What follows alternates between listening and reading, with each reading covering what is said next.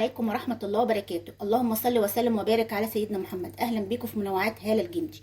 النهاردة وصفتنا عن الشعر، وصفة رائعة جدا هتطول شعرك بغزارة، هتقوي شعرك، لان طبعا انتوا عارفين ان في ناس كتير جدا بتشتكي من سقوط الشعر. لا، ده هتقوي بصيلة الشعر، وكمان هتخلي مفيش فراغات في الشعر ابدا، بل بالعكس هيبتدئ ان الشعراية تبتدئ تتنشط وتطلع بطريقة طبيعية، وشعرك هيطول بطريقة ما كنتيش تتخيليها. كمان هيدي لشعرك النعومة فائقة بجد رائعة. وهي من ماسك الخميرة اهو، ماسك الخميرة. طبعا هتجيبي كيس خميرة. طبعا انا هعمل الكمية دي على قد شعر متوسط مش طويل، انت على حسب طول شعرك هتعملي ايه الماسك ده اهو. بصي، معلقة اهي، كيس كامل من الخميرة اهو. هنروح حاطين عليه خل التفاح. خل التفاح بيفيد ايه؟ اولا بيشيد الفطريات اللي جوه الشعر، فيبتدي يخلي بصيلات الشعر ايه تتنفس، فبالتالي تطلع بطريقه رائعه اهي.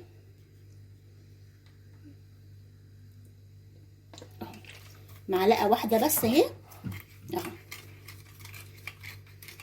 نحاول ندوب بيها ايه الخميره اهي زي ما انتوا شايفينها. بصوا اهي. احنا طبعا هنحط حاجه تانية كمان. طبعا احنا ايه هنزود بس خل التفاح شويه اهي اهي اهي.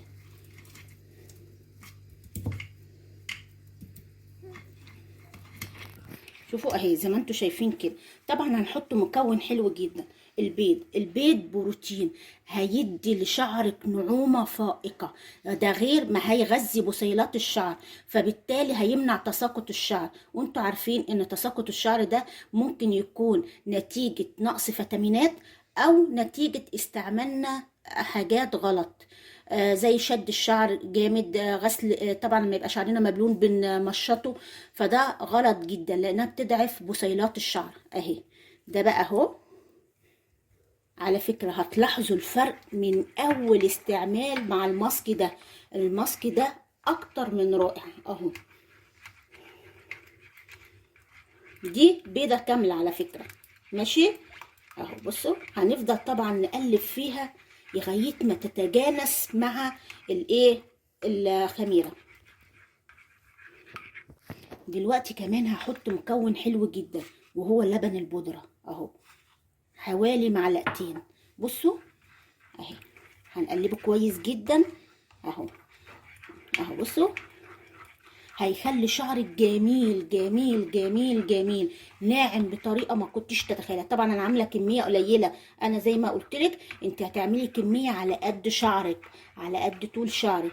ده بقى فايده الماسك ده ايه بقى؟ اولا بتاع ده بينشط بصيلات الشعر، فبالتالي الشعر بيطول بغزارة جامدة جدا.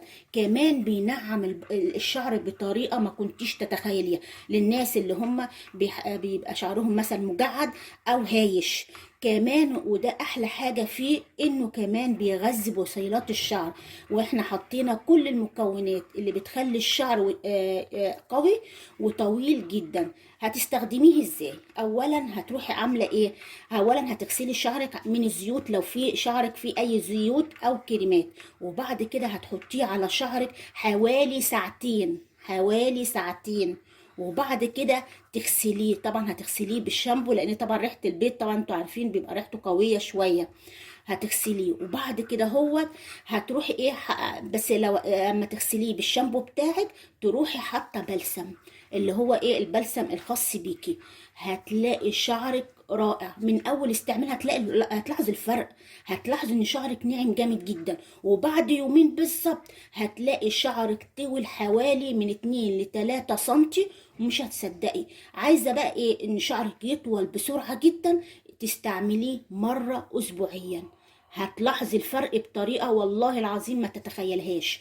بجد رائع رائع رائع. استخدميه وانت مش هتندمي، بل بالعكس ده انت هتحبي الماسك ده قوي قوي قوي، لانه هيغذي بقى شعرك، هيطوله، هينعمه. هنعوز اكتر من كده ايه؟ اتمنى يا رب ان الوصفة والنهاردة عجبتكم، ولو عجبتكم ما تنسوش الاشتراك في القناة وتفعيل الجرس ولايكات كتيرة حلوة زيكم. ونتقابل ان شاء الله في فيديو جديد وانتوا في منتهى الصحة ومنتهى السعادة اللي في الدنيا. والسلام عليكم ورحمة الله وبركاته.